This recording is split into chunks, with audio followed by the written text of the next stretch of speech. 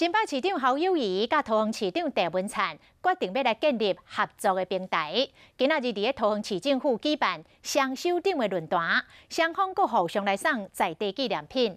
现场的状况，咱请记者张之晴讲予咱知。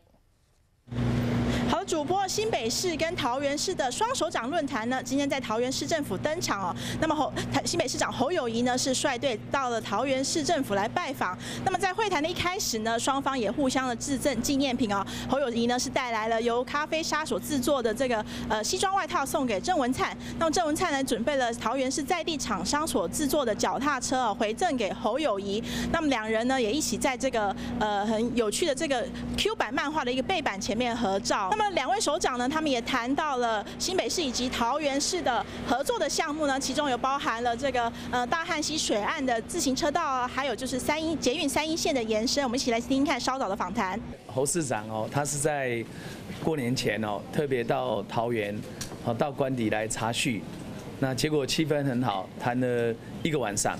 那当时就敲定了北桃合作的平台。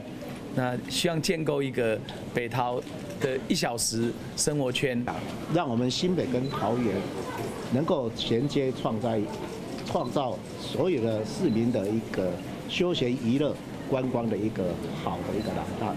同时有一些黄线的道路，如何把它开通起来，解决交通在大溪、龙潭、莺歌这样的交通友善的方式。 目前社会各界呢也相当关注，就是华航机师罢工的事件哦。那么，身为这个机场所在这个桃园市呢，那么市长郑文灿呢也针对这个事件呢发表了看法。参与协商的各方都能够这个用同理心，帮对方着想。 那寻找出最大的共识。那么以上呢就是今天双首长论坛呢在桃园市政府举办的现场情形。那么有最新任何的情况呢，我们将会为您随时插播。现场交还给棚内。